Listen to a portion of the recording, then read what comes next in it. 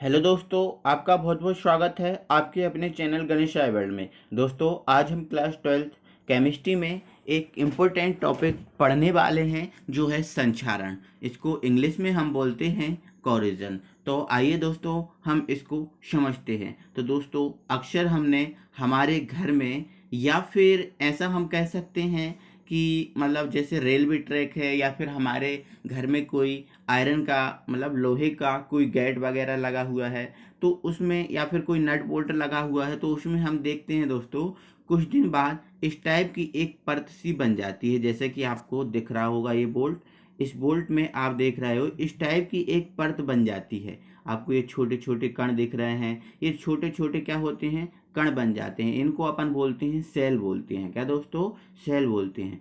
तो दोस्तों ये इस टाइप का कोई यदि एक नवीन परत बन जाती है, एक नई परत बन जाती है, तो इस परत से क्या होता है दोस्तों, ये धातु है, ये धातु धीरे धीरे नष्ट होने लगती है। ये धीरे धीरे क्या होने लगती है, नष्ट होने लगती है। उसी प्रकार दोस्तों इस रेलवे ट्रैक की अगर बात करें तो इस रेलवे ट्रैक पर आपको दिख रहा होगा ओरिजिनली, अगर इस रेलवे ट्रैक की बात करें तो ये ओरिजिनली इस टाइप से नहीं होगा। ओरिजिनली अच्छा चमकीला होगा, बहुत अच्छा चमकीला होगा, बिल्कुल चमक दे रहा होगा। लेकिन क्या हुआ दोस्तों, इस पे बहुत दिन से इस पे ट्रेन नहीं चली, ऐसे ही खुला हुआ पड़ा है। तो क्या हो रहा है दोस्तों, इस पर आप देख रहे हो एक नवीन परत बन रही है धीरे धीरे। अब ये धीरे धीरे ये नवीन परत बनेगी, ये परत बढ़ती जाएगी, ऐसे ही बहुत सारी बढ़ती जाएगी। तो ये दोस्तों धीरे धीरे क्या हो जाएगा, ये रेलवे ट्रैक है ना, कमजोर होता जाएगा और धीरे धीरे क्या हो जाएगा, नष्ट हो जाएगा, है ना। और भी अगर दोस्तों हमारे मतलब बिल्कुल नज़दीक ही बात करें तो हमारे हैंड में हम जो हमारी उंगली होती है उसमें हम रिंग पहनते हैं, तो या फिर हमारे हाथ में हम चूड़ा पहनते हैं। तो उसमें दोस्तों हमने देखा है कि मतलब अगर हम सुबह उठते हैं तो उस पे देखते हैं कि जहाँ हम चूड़ा पहने होते हैं या फिर जहाँ पर हम रिंग पहने होते हैं, वहाँ पर क्या होता है, कुछ साइन सा आ जाता है, नीला नीला सा क्या हो जाता है, उस पर एक साइन आ जाता है। तो दोस्तों यही जो साइन है ये थोड़ी सी क्या है, एक परत बना लेता है। क्या बना लेता है, परत बना लेता है। यदि हम उस परत को साफ ना करें तो इस प्रकार से बनती रहेगी, तो हमारे हाथ की जो त्वचा है उसको भी थोड़ा सा क्या करेगा, ये नष्ट करेगा। तो सीधी सी बात हमारी कहने की दोस्तों ये है कि वायुमंडल द्वारा, किसके द्वारा, वायुमंडल द्वारा या किसी रासायनिक अभिकर्मक द्वारा जो धातु की सतह होती है, अब यहाँ धातु कोई सी भी हो सकती है, आयरन, एल्यूमिनियम, निकिल, कॉपर, किसी भी धातु हो सकती है ना। धातु की सतह पर नवीन यौगिक का बनना, मतलब नवीन जो परत है उसका बनना, और फिर उसे धीरे धीरे नष्ट करने की जो पूरी प्रक्रिया होती है, उस पूरी प्रक्रिया को हम क्या कहते हैं, संक्षारण कहते हैं। क्या कहते हैं दोस्तों, संक्षारण। इसको आपको ध्यान रखना। जैसे कि आपको इसको में देख ही रहे हैं, एक ये कोई बोल्ट लगा हुआ है, इस पे आपको अलग से ही दिख रहा है कि एक नवीन परत बनी है। छोटे छोटे क्या बन गए दोस्तों, इस पर का सेल बन गए। ये आपको दिख रहा है ना, छोटे छोटे कण, ये सेल हैं, ये सेल कहलाते हैं, ठीक है ना।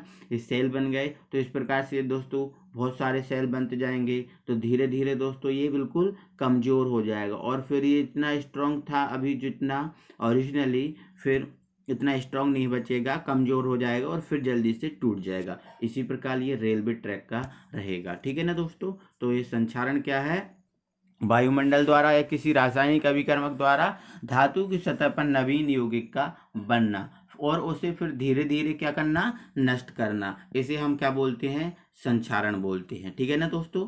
आगे हम बढ़ते हैं। आगे यदि हम ओरिजिनल धातु आपको दिखाएं तो ओरिजिनल धातु कुछ इस टाइप से रहती है। आपको दिख रहा होगा ये ओरिजिनल धातु है इस टाइप से। लेकिन दोस्तों यही धातु यदि संक्षारित हो जाती है तो ये धातु कुछ इस टाइप से हो जाती है। जैसे कि आपको ये दिख रहा है, इस टाइप की कुछ धातु हो जाएगी यदि ये संक्षारित हो जाएगी तो, ठीक है ना दोस्तों। आगे हम बढ़ते हैं। तो यदि आगे हम बात करें संक्षारण की, तो क्या होता है, कुछ उत्कृष्ट धातुएं जैसे गोल्ड हुआ, प्लेटिनम हुआ आदि, इनको छोड़ दिया जाए तो जितनी भी धातु होती हैं उन सभी धातुओं में संक्षारण की जो प्रवृत्ति होती है वो अधिक ही होती है ना। अब गोल्ड प्लेटिनम में भी संक्षारण होता है, लेकिन इनमें संक्षारण की जो प्रवृत्ति होती है थोड़ी सी कम होती है, कम संचारित होती है ना, कम खराब होती हैं, मतलब ये है। बाकी जो धातु हैं उनमें संक्षारण की प्रवृत्ति होती ही होती है। जैसे उदाहरण की बात करें, लोहे में जंग लगना। अब ये लोहे में जंग लगना ये संक्षारण ही है। क्या है ये? संक्षारण है। अब तांबे पर हरी परत का जमना, तो ये भी क्या, सॉरी ये जमना लिखा है, ये जमुना लिखा गया, ठीक है दोस्तों, ये जमना, ठीक है। हरी परत का जमना ये भी क्या है? संक्षारण है ना। ये तो हमने हमारे घर में भी देखा है। अगर हम चूड़ा वगैरह पहन लेते हैं, सुबह उठते हैं तो देखते हैं हमारा थोड़ा सा हाथ है ना वो हरा हरा सा हो जाता है। तो इस प्रकार से लोहे में जंग लगना या तांबे पर हरी परत का जमना, या फिर हमारे घर में जो तांबे का लोटा होता है ना, तो उस में देखा है हमने, है ना दोस्तों। तो आगे हम बढ़ते हैं,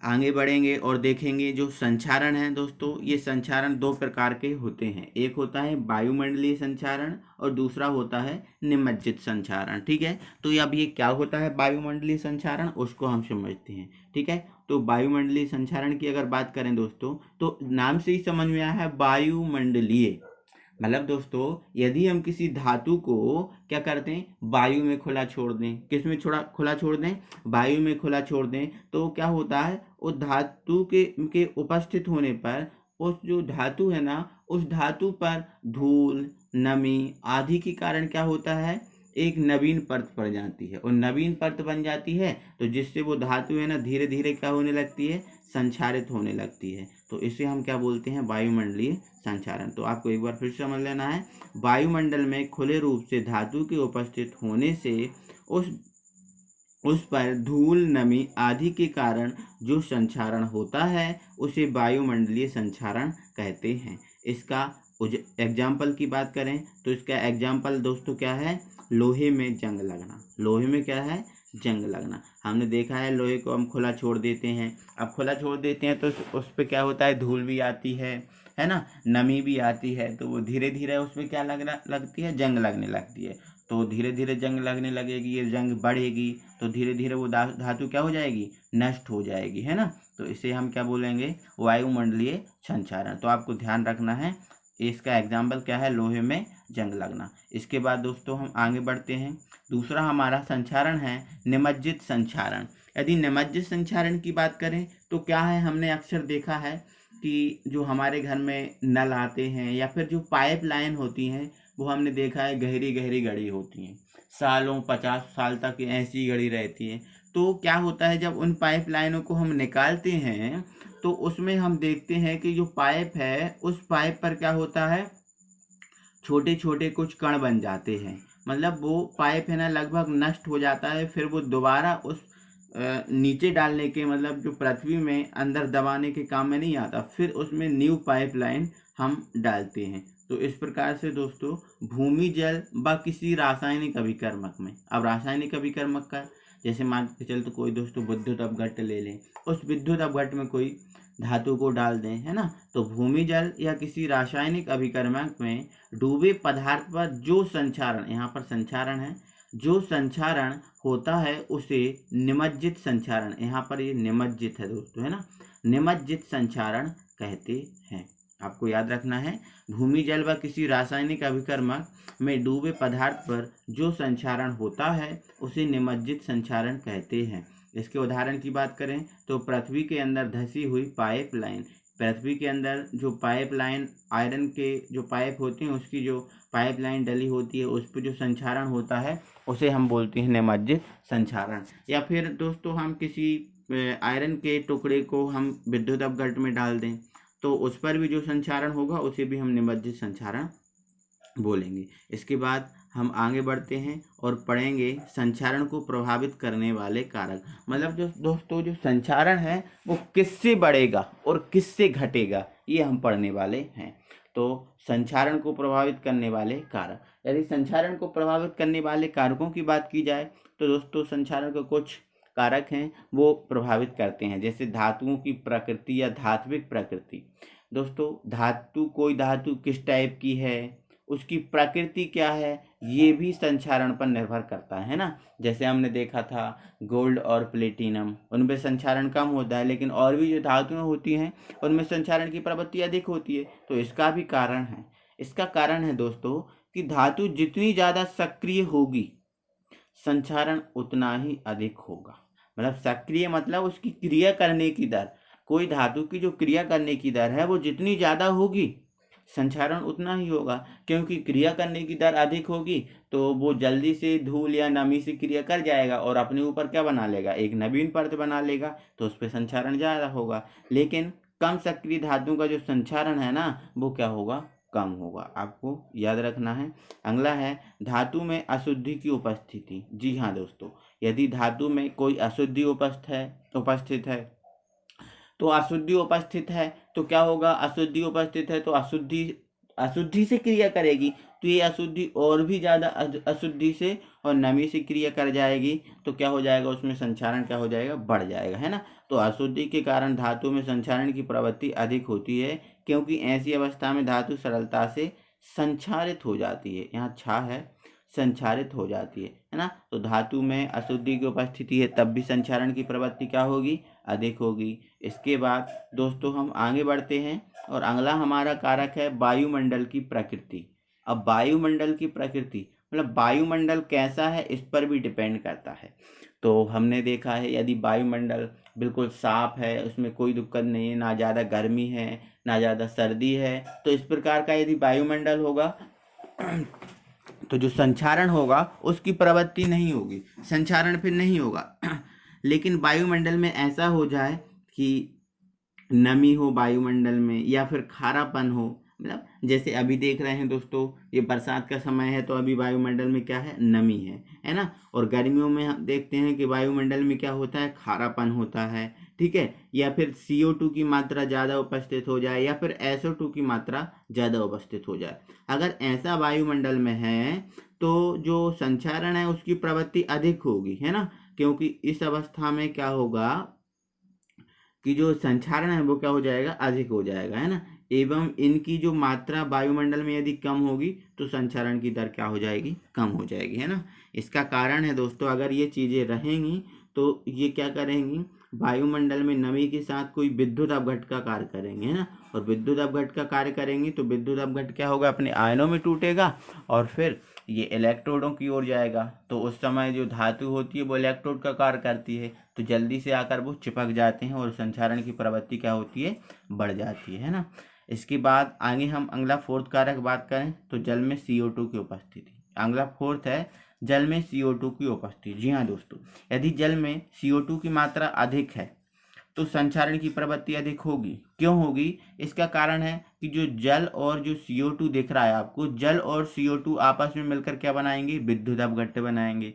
अब विद्युत अपघट्ट बनाएंगे तो क्या होगा, ये विद्युत अपघट्ट है तो अपने आयनों में टूटेगा, अपने आयनों में टूटेगा तो क्या होगा, ये इलेक्ट्रोडों की ओर जाएगा। तो क्या हो जाएगा, ये यहाँ पर जो धातु होगी, जो भी धातु जिस पर संक्षारण होगा वो इलेक्ट्रोड का कार्य करेगा, तो ये जो पदार्थ है वो जाके कहाँ जाएगा, धातु पर, और धातु पर जाके जमा हो जाएगा। तो इस प्रकार से संक्षारण की प्रवृत्ति क्या हो जाएगी, बढ़ जाएगी, है ना। तो जल में CO2 घुले होने के कारण धातु में संचरण शीघ्रता से होता है, क्योंकि CO2 युक्त जल विद्युत अपघट्ट का कार्य करता है, जिससे इलेक्ट्रॉनों का एक स्थान से दूसरे स्थान पर प्रभाव क्या हो जाएगा, बढ़ जाएगा, है ना। तो अगला हम देखते हैं दोस्तों, पांचवा कारक हमारा है धातुओं की विकृति। अब ये विकृति क्या होती है उसको समझिएगा। तो दोस्तों जो विकृति होती है किसी धातु का परिवर्तन होना, कोई धातु का क्या होना, परिवर्तन होना। जैसे मान लेते हैं ये कोई धातु है, बिल्कुल सीधी धातु है ना, यदि ये धातु इस टाइप से मुड़ जाए, इस टाइप से क्या हो जाए, मुड़ जाए, तो ये धातु क्या कहलाएगी, विकृत कहलाएगी, है ना। या फिर सीधी सी बात दोस्तों है, किसी धातु को मोड़ना या परिवर्तित करना, उस धातु का क्या होता है, विकृतीकरण, है ना। तो दोस्तों हमने देखा है चिकनी या समतल सतह वाली धातुओं का संक्षारण मुड़ी हुई या खुरदरी धातु से कम होता है। ऐसा होता है कि जो चिकनी धातु होती हैं उन पर संक्षारण कम होता है, लेकिन जो मुड़ी हुई धातु होती हैं उन पर संक्षारण अधिक होता है। क्यों, इसका कारण दोस्तों ये है कि मान के चलते हैं ये कोई चिकनी धातु है और ये कोई एक मुड़ी हुई धातु है। तो क्या होता है दोस्तों, जब हम किसी धातु को मोड़ते हैं तो आपको ये मुड़ा हुआ स्थान दिख रहा है। इस मुड़े हुए स्थान पर क्या होता है, इलेक्ट्रॉन की जो क्रियाशीलता है वो दोस्तों, इलेक्ट्रॉनों की जो क्रियाशीलता है वो क्रियाशीलता बढ़ जाएगी। अब इलेक्ट्रॉनों की यहाँ पर जो क्रियाशीलता है वो बढ़ जाएगी, तो ये क्रिया जल्दी जल्दी करेंगे, तो जो भी आपको धूल मिट्टी जो भी मिलेगा उससे जल्दी से क्रिया कर जाएंगे। आप जल्दी से क्रिया कर जाएंगे तो अपने ऊपर क्या बना लेंगे, एक परत बना लेंगे, जिससे संक्षारण क्या हो जाएगा दोस्तों, बढ़ जाएगा। इसको आपको याद रखना है। चिकनी या समतल सतह वाली धातु का संक्षारण मुड़ी हुई या खुरदरी धातु से कम होता है, क्योंकि धातु के मुड़े हुए स्थानों पर परमाणु और अणु का प्रभाव या तनाव अधिक हो जाता है। ये आपको याद रखना है। इसके बाद हम आगे पढ़ते हैं और दोस्तों पढ़ते हैं संक्षारण के बचाव कि मतलब यदि संक्षारण हो रहा है तो इसको किस प्रकार से हम उससे बच सकते हैं, तो आपको उसको समझना है। तो पहला है दोस्तों ताप उपचार विधि द्वारा। किसके द्वारा, ताप उपचार विधि द्वारा। तो हमने अभी देखा है दोस्तों क्या हो जाता है, मुड़ी हुई धातुओं पर संक्षारण अधिक होता है। मुड़ी हुई धातुओं पर संक्षारण क्या हो जाता है, अधिक हो जाता है। तो इस स्थिति से बचने के लिए आप क्या करो दोस्तों, जो मुड़ी हुई धातु है उसको गर्म करके, मतलब ताप उपचार विधि द्वारा उसको गर्म करके आप उसको सीधा कर दो। क्या कर दो, सीधा कर दो। या फिर दोस्तों कुछ खुरदरी धातु है, जैसे इस प्रकार से खुरदरी धातु है, इस खुरदरी धातु को आप क्या कर दो, चिकना कर दो ताप उपचार विधि द्वारा या गर्म करके, तो उसमें भी जो चिकनी धातु है उस पर संक्षारण कम होगा, है ना। तो आपको ध्यान रखना है, जब धातुओं पर उपस्थित खुरदरापन हो तब ताप विधि द्वारा उन्हें चिकना कर दिया जाता है, तब संक्षारण की दर क्या हो जाती है, कम हो जाती है ना दोस्तों। आपको इसको समझना है। कोई मुड़ी हुई धातु है या फिर खुरदरी धातु है, उसको गर्म करके यदि चिकना कर दिया जाए तो संक्षारण की दर कम हो जाती है। इसके बाद अगला हमारा है पॉलिश या जंग रोधी पेंट लगाकर पॉलिश कर दिया जाता है। हम अक्सर देखते हैं ना दोस्तों कि जब ये बरसात आती है तो हमारे बहुत से जो पदार्थ होते हैं उन पर हम पॉलिश करके रख देते हैं। या फिर हम हमेशा देखते हैं कि अक्सर हम जैसे दीपावली आती है तो दीपावली पे घर को हमारे सजाते हैं, हमारे जो गेट वगैरह होते हैं उनको पॉलिश करते हैं। कारण क्या है कि वही समय मिलता है और उस समय क्या करते हैं, हम संक्षारण से रोकने के लिए ऐसा सब करते हैं, ना कि अच्छा दिखाने के लिए। अच्छा दिखाने के लिए तो हम करते ही करते हैं, लेकिन मेन हमारा कारण ये है होता है कि उस पर संक्षारण ना हो, है ना दोस्तों। तो क्या होता है, जब धातुओं पर पॉलिश या जंग रोधी मतलब जो जंग से बचाता है, पेंट लगा दिया जाता है, तब वायु या नमी के संपर्क में वो नहीं आ पाते। अब वायु या नमी के संपर्क में वो धातु नहीं आ पाएगी, जिसके कारण संक्षारण क्या होगा, कम होगा। ओके दोस्तों। इसके बाद अगला हम पॉइंट पढ़ते हैं।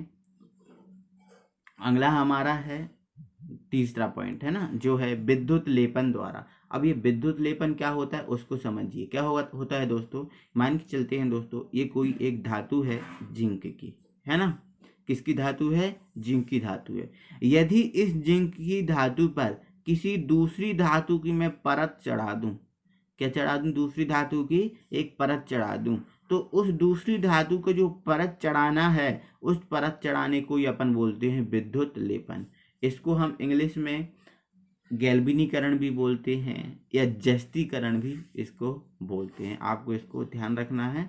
तो क्या हो जाएगा, विद्युत लेपन द्वारा धातुओं की सतह पर अन्य धातु जैसे जिंक, निकेल, ये निकेल लिखा हुआ है, निकेल, एल्यूमिनियम आदि की परत चढ़ाकर संक्षारण को रोका जा सकता है ना। ऐसा अगर हम करेंगे तो जिस धातु की परत को चढ़ाया है उस पर संक्षारण होगा, और जो हमारी जिस पर चढ़ाया है वो धातु अंदर सेफ रहेगी, तो उस पर संक्षारण नहीं हो पाएगा। तो ऐसा करके भी हम संक्षारण को रोक सकते हैं, है ना। नेक्स्ट है हमारा पॉइंट ग्रीस या ऑयल लगाकर, है ना। तो हम अक्सर देखा है दोस्तों, जैसे मशीनें वगैरह होती हैं तो अक्सर उसमें हम ग्रीस ऑयल देते हैं, या फिर हम देते हैं कोई, जैसे हमारे घर में हमारा फैन ही होता है, अगर वो फैन आवाज़ करता है तो हम क्या कर देते हैं, उसमें ऑयलिंग कर देते हैं, तो वो फिर आवाज़ नहीं करता। क्योंकि जब ये आवाज़ करता है तो उसके जो पुर्जे हैं, वो एलिमेंट हैं उसके, वो क्या करते हैं, घर्षण करते हैं, तो घर्षण करते हैं तो आवाज़ करता है। अब घर्षण करेंगे तो धीरे धीरे वो घुलेगा, है ना। तो इससे बचने के लिए हम क्या कर देते हैं, उस पर ग्रीस या ऑयल लगा देते हैं, तब भी संक्षारण नहीं होता, है ना। तो जब धातु पर ग्रीस या एक मिनट दोस्तों, जब धातु पर ग्रीस या ऑयल लगा दिया जाता है तब वह धातु चिकनी हो जाती है, फलस्वरूप संक्षारण की दर क्या हो जाएगी, कम हो जाएगी। ये भी आपको याद रखना है। अगला पॉइंट हमारा है दोस्तों, पांचवा पॉइंट है मिश्र धातु बनाकर। क्या दोस्तों, मिश्र धातु बनाकर। हमने देखा है दोस्तों, हमारे घर में जो गुंड घाघरा वाले जो बर्तन होते हैं उनमें संक्षारण नहीं होता, लेकिन यदि दूसरा कोई पात्र है, जैसे हमारे घर में गेट लगा हुआ है, तो उसमें संक्षारण ज़्यादा होता है ना। तो ऐसा क्यों होता है, क्या है दोस्तों, क्या होता है, जैसे मान के चलो ये आयरन धातु है, आयरन धातु, और ये कोई है आयरन और निकल धातु, ये कोई है क्या, आयरन और निकल धातु। तो दोस्तों जो आयरन है उस पर संक्षारण ज़्यादा होगा और जो आयरन और निकल की धातु है उस पर संक्षारण कम होगा, क्योंकि दोस्तों जो अकेली धातु होती है, सिंगल धातु होती है, उस पर संक्षारण ज़्यादा हो जाता है, लेकिन जब दो धातुएं आपस में मिल जाती हैं तो उनमें संक्षारण क्या हो जाता है, कम हो जाता है। ऐसा होता क्यों, क्योंकि जो अकेली धातु है उसमें सक्रियता ज़्यादा रहेगी, जब दो धातुएं आपस में मिल जाएंगी तो उनकी सक्रियता है ना आपस में घट जाएगी, तो इसलिए संक्षारण इन पर कम होता है और इन पर क्या होता है, अधिक होता है ना। तो आपको याद रखना है, शुद्ध धातु में जो संक्षारण होता है वो संक्षारण की प्रवृत्ति अधिक होती है, इसलिए इसमें दूसरी धातु या अधातु की आवश्यक मात्रा मिलाकर मिश्र धातु बना देते हैं, जिससे संक्षारण है ना, संक्षारण की दर कम हो जाती है ना दोस्तों। आपको याद रखना है कि जो शुद्ध धातु हैं उनमें संक्षारण अधिक होता है, लेकिन यदि इसमें दूसरी धातु या अधातु को मिला दिया जाता है तो इसमें संक्षारण की दर क्या हो जाती है, कम हो जाती है ना। जैसे स्टेनलेस स्टील को अगर देखें तो आयरन, निकल और क्रोमियम को मिलाकर आपस में बना दिया जाता है। जो हमारे घर में स्टील होता है, स्टील के गुण वगैरह के जो बर्तन होते हैं, ग्लास होते हैं, तो ये स्टेनलेस स्टील के होते हैं, है ना। उनमें तीन धातुओं को मिला दिया जाता है, इसलिए उसमें संक्षारण की दर कम हो जाती है ना। पीतल में भी संक्षारण नहीं होता, लगभग बहुत कम होता है ना। जैसे क्यों, क्योंकि जो पीतल होते हैं वो कॉपर और जिंक, यहाँ पर दोस्तों जिंक है ना, Zn, कॉपर और जिंक को आपस में मिलाकर बनाया जाता है। इसी प्रकार कांसा की बात करें तो कांसा भी कॉपर प्लस टिन, Sn है यहाँ पर, कॉपर प्लस टिन को मिलाकर बनाया जाता है, तो इनमें भी संक्षारण कम होता है ना। तो मिश्र धातु में संक्षारण आपका कम होता है, आपको ध्यान रखना है। तो दोस्तों आज की धातु में हमने संक्षारण को पूरा फिनिश किया है, पूरा बिल्कुल पढ़ा है। तो आप इसको एक या दो बार पूरा पढ़ लेंगे तो आपको पूरा दिमाग में फिट हो जाएगा, है ना दोस्तों। ये थोड़ा सा थ्योरेटिकल क्वेश्चन है, इसलिए मैं फेस वीडियो लेकर नहीं आया, है ना। तो आप इसको पूरा समझ लीजिएगा और अपनी कॉपी में नोट कर लीजिएगा, है ना। और दोस्तों यदि आप चैनल पर नए हैं तो चैनल को सब्सक्राइब और वीडियो को लाइक करना ना भूलें। Thank you very much.